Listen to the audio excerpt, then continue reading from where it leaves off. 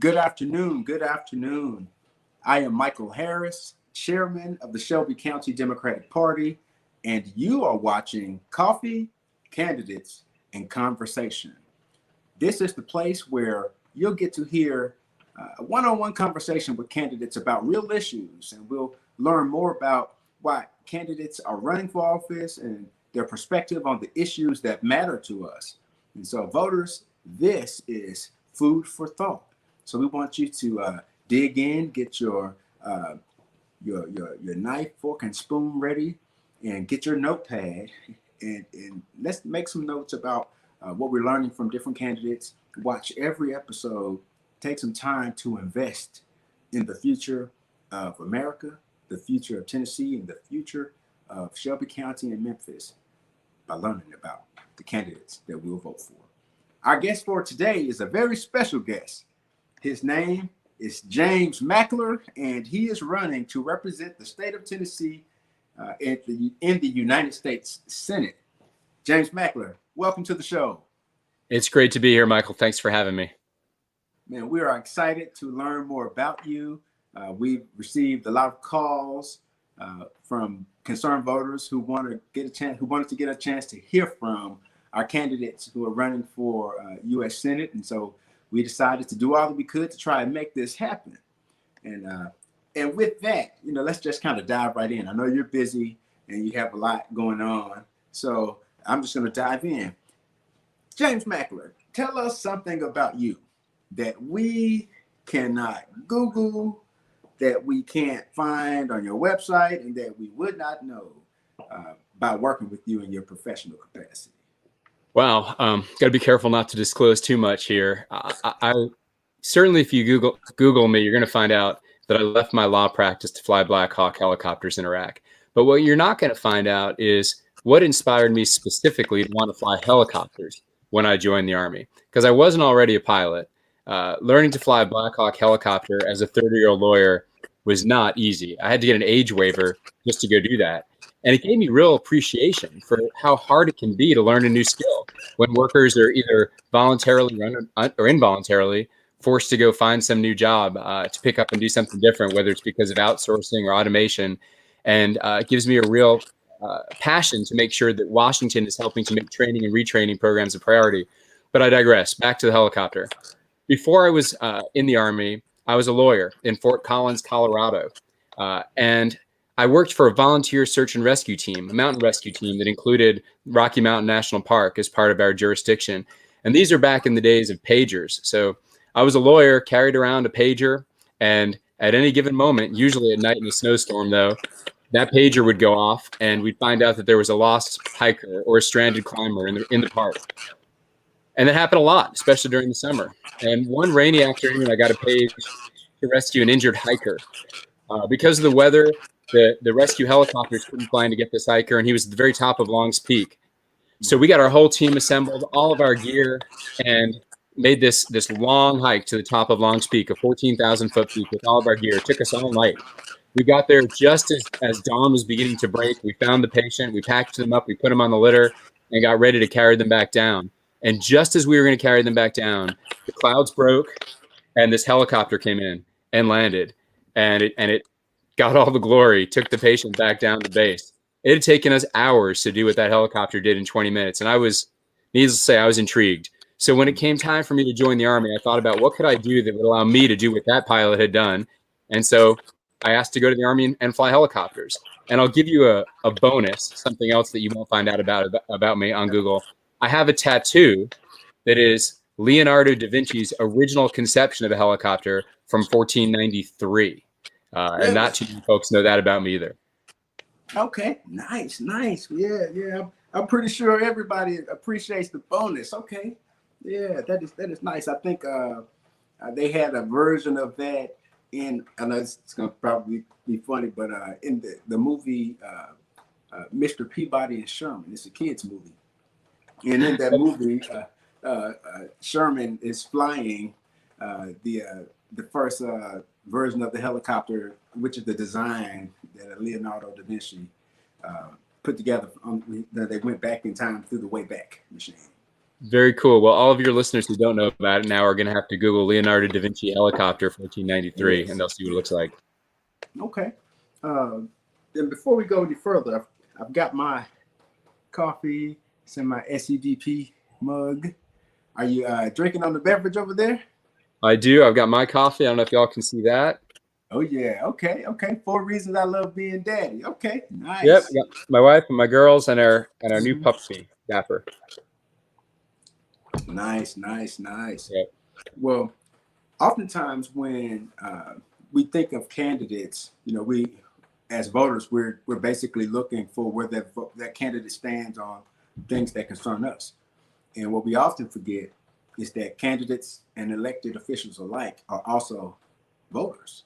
So at this point, I'd like for you to take that candidate's hat off for a moment and then just talk to us as a voter. What for you is the most important issue of the day? My wife is a rabbi here in Nashville. I don't know if all of your listeners, your viewers know that. We've got two little girls. They're 9 and 10 years old. We want to raise our children in a country governed by courage, not by fear. In a place where a hard day's work earns a living wage, where access to healthcare is a right, where access to women's healthcare is a right, and where public education is a pathway to opportunity. A place where we're all free to live and love and speak and pray as we choose. We've got a lot of work to do to get there. We're in a crisis, and that's why I stepped forward to run.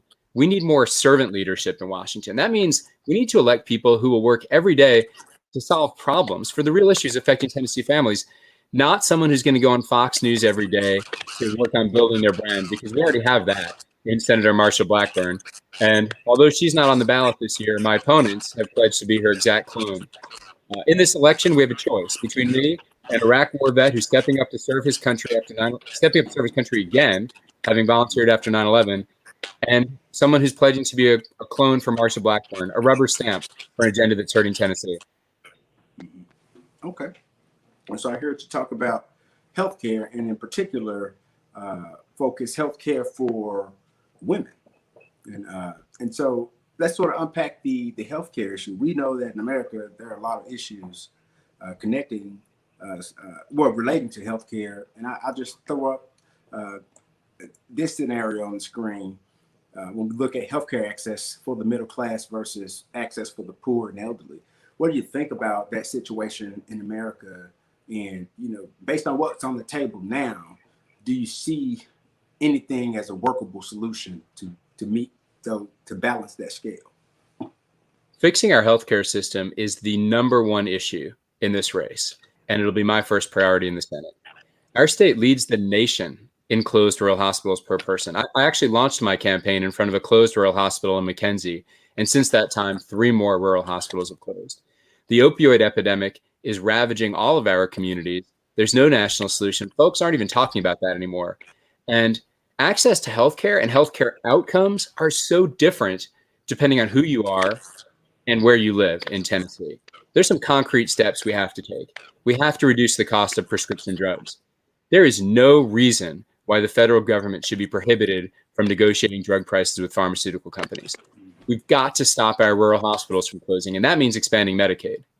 We have to stabilize the exchanges and bring down costs. Lamar Alexander, who of course is leaving the Senate now, had a bipartisan bill with Patty Murray that would have stabilized the exchanges and brought down costs. It never even got a vote in Mitch McConnell's Senate. And I look forward to bringing that bill back up when I get to the Senate. And we have to continue protecting people with pre-existing conditions. Tennesseans, let me put it this way, there are 2.7 million Tennesseans with pre-existing conditions. They will all lose their health care if the lawsuit that this administration has taken all the way to the Supreme Court is successful. And Bill Hagerty supports that lawsuit. It is wrong, especially in a pandemic. Tennesseans need a senator who's going to work to fix the Affordable Care Act, not work to take it away. Okay, well, I'd like to talk about something that you mentioned when you were just speaking. You talked about healthcare and healthcare for women and just generally speaking. So let's talk about it. Healthcare access for the middle class versus access for the poor and elderly in America. What are your thoughts on the state of healthcare, and do you see any workable solutions? Fixing our healthcare system will be my top priority, and it is the number one issue in this Senate race. Our state leads the nation in closed rural hospitals per person. I launched my campaign in front of a closed rural hospital in McKenzie, and since that time, 3 more rural hospitals have closed. The opioid epidemic is ravaging our communities. There's no national solution. Folks aren't even talking about that. And access to healthcare and healthcare outcomes are so different depending on who you are or where you live in Tennessee. And there's some concrete steps we can take. We have to reduce the cost of prescription drugs. There is no reason that the government should be prohibited from negotiating lower drug prices with pharmaceutical companies. We've got to stop our rural hospitals from closing, and that means expanding Medicaid. We have to stabilize the insurance exchanges and bring down costs. Lamar Alexander had a bipartisan bill with Patty Murray that would have done exactly that. Mitch McConnell never gave it a vote, and I look forward to bringing it back up when I get to the U.S. Senate. And we have to keep protecting people with pre-existing conditions. 2.7 million Tennesseans have pre-existing conditions, and they will all lose their coverage if the lawsuit that this administration has taken all the way to the U.S. Supreme Court is successful. That lawsuit is supported by Bill Hagerty. It is wrong for Tennessee, especially in a pandemic. Tennesseans need a senator who's going to work to fix the Affordable Care Act, not someone who's going to take it away. Got you. It makes a lot of sense. Makes a lot of sense. Well, let's sort of transition then, and let's talk about another situation that we have brewing in America, and I like what you're talking about as it relates to healthcare access and ways to attack the issue. But what about education? And the idea that Donald Trump and Betsy DeVos believe that we should decrease federal funding for schools that go all virtual. Public education should be the best pathway to opportunity. I went to public school. My mom taught public school for 40 years. We need to pay teachers like the professionals that they are and give them the resources they need and the respect they deserve. In the Senate, I'll make sure public schools get exactly what they need to serve their students, and I will stand up to any proposals that would take resources away from our public schools. You mentioned Betsy DeVos. Right now, we have a Secretary of Education at the federal level who does not believe in the mission of public education. And we have Bill Hagerty to thank for Betsy DeVos. Bill Hagerty led the Trump transition team in 2017. He's responsible for Betsy DeVos and so many other cabinet members who are looking out for themselves rather than the people they're supposed to serve. Okay. And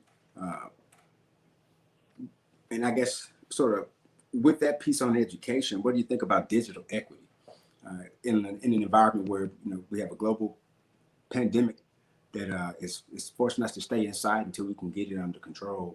What about digital equity in places in rural communities that don't have access to broadband, and even in urban communities that may be even inner city, but people don't have access to internet? More than 1 million Tennesseans live in internet deserts without access to high-speed internet. And there is common ground to fix both our digital and our physical infrastructure. But we're not going to do it when people like Mitch McConnell continue to send much needed funds that Tennessee needs to his biggest bankrollers. Digital infrastructure should be treated just like other forms of essential infrastructure, like electricity, for example. Every single Tennessean must have access to high quality, high speed internet, because as you pointed out, there's a digital education divide, but that also means that people can't work from home. It means they can't receive telemedicine from home also. We're all important, but COVID-19 has created a perfect storm around those issues, and people want change. Okay. Well, so we're about 4 or 5 questions in now, and I have to sort of ask this question because it's one that's on everybody's mind, and it is certainly one that I think kind of connects to all of these issues, because when we talk about healthcare, it's about the affordability of healthcare. Even when we talk about, when we think of children staying home and learning through a virtual platform, we're talking about the cost of access to broadband. We're talking about the changing dynamics for parents who still have to work and have to figure out what to do with little children. So what then is a livable wage in America? Well, let's start with this. When Bill Hagerty led ECD, he made Tennessee the state most dependent on minimum wage jobs. In other words, the state with the most minimum wage jobs per person. That is no way to support Tennessee families. A hard day's work should earn a living wage, and folks should not have to work 2 or 3 jobs just to get by. Now, a living wage might look different in different communities, but sticking with the same $7.25 an hour that was set a decade ago and hasn't moved a penny, that certainly isn't enough. $15 an hour is $31,000 a year before taxes. I do support that, and I know what we really need to do is create good, high-paying jobs. We cannot accept a system where people are trapped in minimum wage jobs, and that is exactly what happens when they're stuck working at 2 or 3 jobs. There's no time left in the day or the week for anything else. There's no time left for family, certainly no time left for an education or for finding a better job. We're facing the most serious economic meltdown we've ever seen. And the last thing we need to do is give someone like Bill Hagerty another opportunity to hurt American workers. Okay. Well, at this point, we're going to take a brief pause for the cause, and we'll have a short commercial for you to watch and give you some critical information that we all need to know and respond to. And then we'll come back and we'll start our lightning round. And we will run through a lot of issues and hear what James Mackler has to say about them. So again, I'm Michael Harris, chairman of the Shelby County Democratic Party, and you are watching Coffee, Candidates, and Conversation with our very special guest, James Mackler, who is running to represent Tennessee in the United States Senate. We'll see you when we come back.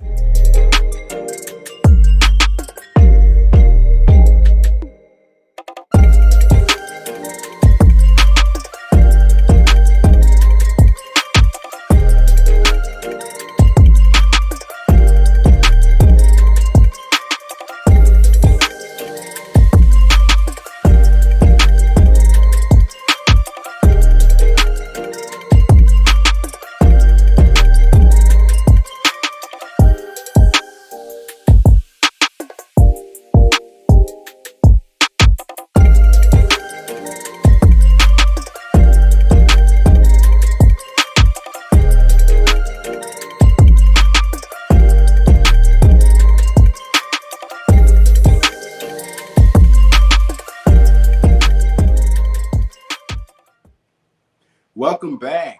I'm Michael Harris, chairman of the Shelby County Democratic Party, and I'm here with our very special guest, Mr. James Mackler, candidate for United States Senate, seeking to represent us here, in Washington for the state of Tennessee. And so we're glad to have him on our show. And it's time to go a little deeper in our lightning round. And so our lightning round, we'll talk about a lot of topics. We'll put an issue on the screen, and you'll have about a minute and a half to respond to that issue. And if you need to go a little longer or you want to dig deeper on an issue, we'll be glad to do it, because we want voters to have every opportunity to hear what you really have to say about these issues. But other than that, though, we'll dig in, and then we'll make it through our list and get to our big question at the end. Fair enough? Fair enough. Looking forward to it. All righty. Let's see. Question number 1 will be: rate America's response to COVID-19 on a scale from 1 to 10, and then tell us why you rated it that way and what you would do better. Well, you're asking for a rating on a scale of 1 to 10. There are other numbers more immediately on my mind. We've lost more than 1,000 Tennesseans, and now 150,000 Americans. Over 50 million Americans have lost their job. The White House has downplayed the threat of this virus, has ignored experts time and time again in its response. The response has been chaotic and politicized. True leaders put the health and safety of those that they seek to serve ahead of their own political gain.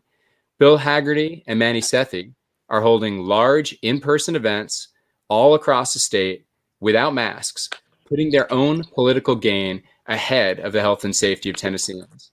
And Bill Hagerty is fundraising off of his position on the White House COVID task force. His position on that task force should be a sacred duty to Tennesseans, and instead he is directly raising money, taking tens of thousands of dollars of corporate PAC contributions from the individuals on the task force and offering insider information in exchange for campaign contributions from his biggest donors. In the Army, I learned that good leaders hope for the best and prepare for the worst. We failed to prepare for this threat, and we've lost our friends and neighbors as a result. Going forward, we need to wear masks. We need to do so much better on testing. We need to have a plan in place for contact tracing, and we need to have folks who are feeling bad self-quarantine. Okay. Well, I think this kind of connected to COVID-19 has certainly affected what's going on in this next category, our economy. So let's talk about economic growth in Tennessee, especially in light of COVID-19.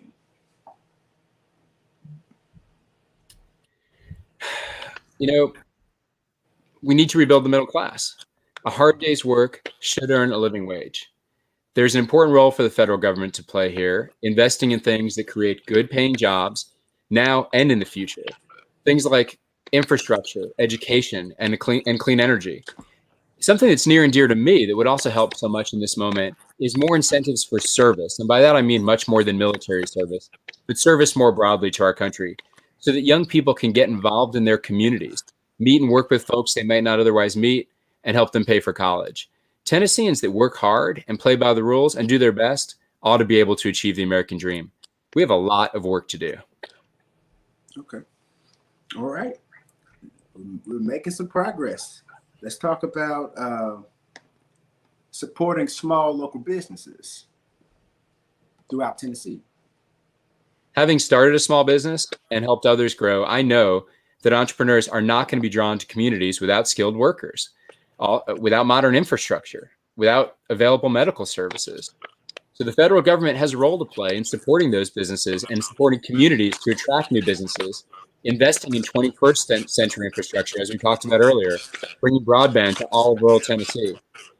We also need real tax reform, not gifts to the wealthiest individuals and the biggest corporations, real tax reform targeted to incentivize entrepreneurship, especially in underserved communities. Okay. Well, let's talk about those reforms. When it comes to reforms, there's always an effort to balance the power or gain power as relates to both our House and our Senate. But currently we have 53 Republicans, we have 45 Democrats, and we have 2 independents. So let's just say, let's assume arguendo that James Mackler changes the count. And so now we have 46 Democrats, 52 Republicans, and let's just assume we still have 2 independents. How do you get things done? When we came under fire in Iraq, we weren't Democrats or Republicans. We were Americans working to accomplish a mission. Senators have a mission too, to serve all of America. I will take that mindset with me to Washington. And true leaders hold themselves and others accountable for the benefit of the people they're supposed to serve. When I was a young Army lawyer, a captain, I often had to tell commanders who greatly outranked me, a colonel or a general, sir, ma'am, you can't do that, or you can't do that way. And it takes a degree of courage and integrity and honesty to speak truth to someone who has that degree of power. But that's what's required of a JAG, and that's what's required of a U.S. Senator, that honesty and courage, willingness to speak truth to power, and I'll bring that with me to Washington as well. Okay. Let's go to a fun one. Legalization of cannabis. It's created an industry that is generating billions of dollars across America, and Tennessee hasn't gotten on board with that as of yet. What are your thoughts about the legalization of cannabis, and I guess to even focus that further, the access to the opportunity to those who aren't already millionaires and 100 millionaires and Legalizing medical marijuana is long overdue. And if states want to legalize marijuana, as so many have already, the federal government needs to get out of the way. And what about what's your position on people who are now serving prison sentences for nonviolent crimes, particularly relating to marijuana? Well, you've addressed 2 things. We need comprehensive criminal justice reform. Our criminal justice system has been very much broken. Like so many other things in our country, it is plagued by systemic racism. When we talk about legalization of marijuana or about nonviolent drug offenses, look at uh, the criminal justice system for a second and look at the lengths that the president has gone through to defend and to help his own friends, people like Michael Flynn, a man who pled guilty to treason, to colluding with our adversaries. The president has been advocating for Michael Flynn in the federal criminal justice system. Compare that with the experience of my clients, people often facing long mandatory minimums and harsh sentencing guidelines for nonviolent offenses. I was their only voice in the courtroom. We desperately need real criminal justice reform. Now, the president's First Step Act was a good first step. I can think about one of my clients whose mandatory minimum went from over 35 years to under 10 years. That's the difference between never knowing his grandchildren and watching them grow up. But we still have a lot of work to do. Okay. Well, you kind of opened up the box a little bit there. Let's talk about what's going on in America as it relates to social justice, civil rights, and race relations in America generally. You talked a little bit about police reform, and we know, of course, in light of what happened with George Floyd, and it being captured on camera for the world to see, and of course has sort of help advance the Black Lives Matter movement and bring a lot of attention to critical issues relating to race. What are your thoughts on where the low-hanging fruit is and the opportunity for America to make a leap forward, or at least a step forward now? Right now, this moment, we must stop murdering Black Americans. There's a lot of work to do to start addressing how systemic racism impacts every other aspect of our society. And it does, in health outcomes, economic outcomes, education outcomes, every single aspect of our communities and our societies. We talked about the disparities in criminal justice, the lengths that the president will go through for Michael Flynn, while I'm the only voice for my clients caught up in our criminal justice system. And while the First Step Act was a good first step, there's so much more we need to do on policing and on criminal justice. The president's executive order on policing, it doesn't go nearly far enough. We need real reforms codified into law. That's why I support the Justice in Policing Act, brought forward by the Congressional Black Caucus and passed by the House with bipartisan support. We cannot let that bill, get stuck on Mitch McConnell's desk of inaction like so many other important pieces of legislation. We have a lot of work to do to heal the wounds that have been here for a long time, and it starts the moment that Black Americans stop being murdered.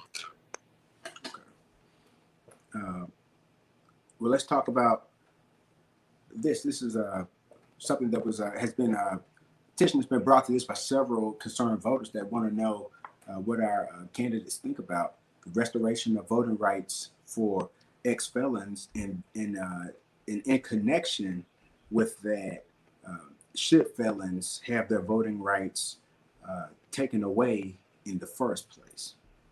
Or should you have your voting rights taken away because you committed a crime in the first place? America is a country of second chances. People who have paid their debt to society, they should have their rights restored. There may be exceptions. I'm happy to have conversations about those things, but our criminal justice system needs to be about delivering justice to victims and getting offenders back on the road to being productive members of society. And our society works best, our democracy works best, when people can vote, participate, and have their voices heard. Okay. Well, what about this? That we can protect the Second Amendment and keep guns out of the hands of dangerous people, domestic abusers, the dangerously mentally ill, people on the terrorism watch list. I am laser focused on a solution, a common sense bipartisan solution that 86% of Tennesseans support, which is expanding background checks to all gun sales so that we can do something about gun violence. Okay. And you mentioned it, and so I'm going to bring this up. Military spending. How much is enough? The Department of Defense budget, it needs to be equipped to address modern security threats, and should undergo regular audits, and there needs to be accountability to ensure our money is being spent wisely. Anyone who spent time in the military has seen the incredible fraud, waste, and abuse that occurs throughout the military and does not enhance our national security. Clearly, we need the resources to fight and win the nation's wars, and those resources need to be used wisely. And this is a chance for me to tell a story that I tell in person a lot. It's gonna be hard to tell on Zoom, but I think it makes the point. When I got to my unit and we were getting ready to deploy to Iraq, we were reaching the end of our fiscal year. And in the military, what that means is if you don't spend all of your end of year fiscal money, you don't get as much fiscal year money the next year. So there's a real incentive, and it's a perverse incentive, to spend as much money as possible. So the supply sergeant walked around our office handing out very, very expensive bench-made knives and said, "Hey, I just had to use up the rest of our money. I want to give you a knife. Take a knife. Take 2 knives." So actually, I have this pocket knife that I actually still have with me. I carry it around with me. It's a very, very expensive knife that I'm glad to have. I got to Iraq, and it was time to be issued my sidearm, my 9mm pistol, and they were out of weapons, out of guns. So I showed up literally to a gunfight with a knife because we failed to properly allocate our resources. That should never happen, and it's just a bit of a concrete example of the way money can be mismanaged in the military. We need to get a handle on that. It's a matter of spending our money wisely. Okay. Well, let's talk and sort of transition. You know, the world is changing rapidly. We went from children going to school in public to now many public school systems having to figure out how to offer instruction virtually through online platforms. So how do we then crack down on cybercrime, which is bound to rise in light of this increased online presence for the world? One of my jobs with the National Guard has to do with assessing and dealing with cyber threats. And cybersecurity, of course, has always been an important issue for us in the military through our ongoing training about how to deal with cyber threats. Like so many other issues that we face on the global stage, when we fail to lead, other countries that don't share our values fill that vacuum. And we're seeing, increased threats from countries like China and Russia, and our allies don't know whether we will stand by their side as we fight our common enemies. We have got to bring all of our resources to this fight, working closely with our allies. And in particular, we've got to strengthen and secure our elections. Our democracy only works when we can vote, when our voices are heard, and when our elections are secure. And at every level of government, we need leaders who are going to acknowledge that threat and then work to counter it. Okay. Well, let's talk about this. And I've talked to several Democrats who are really concerned about the stability of this program, the security of Social Security. What do you see as the best way to ensure that Social Security is available for generations and generations to come? Social Security and Medicare are promises that we have to keep.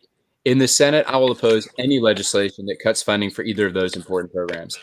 COVID-19 has made it more clear than ever that Tennesseans cannot afford another senator who's in favor of giving trillion-dollar tax cuts to the wealthiest Americans at the expense of Social Security and Medicare. Bill Hagerty has pledged to be a rubber stamp for a president who's proposed cuts to those programs in every single one of his budgets. Okay. And in terms of are you familiar with I believe it's if you make $138,000 a year, then your FICA deduction would be the equivalent of someone who made $1 billion a year. What do you think about Social Security contribution at the level of your income and the possibility of making that change to our laws? I think that Social Security and Medicare are promises that we need to keep. And I'm going to oppose any legislation that cuts any funding for either of those benefits.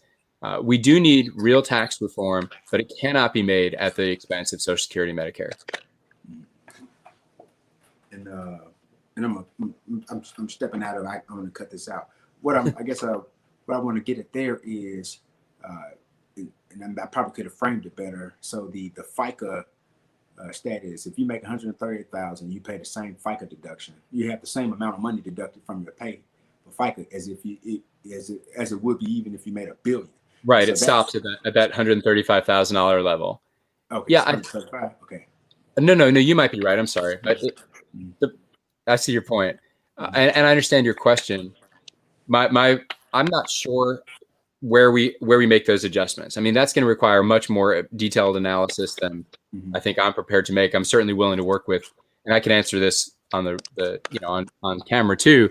What we need to do is listen to the experts and follow the data to make sure Social Security and Medicare remain solvent. And if that requires changing income caps, then that's what we should do. Okay. And so I think I'm going to just re-ask that follow-up. Sure. To go into it. Okay.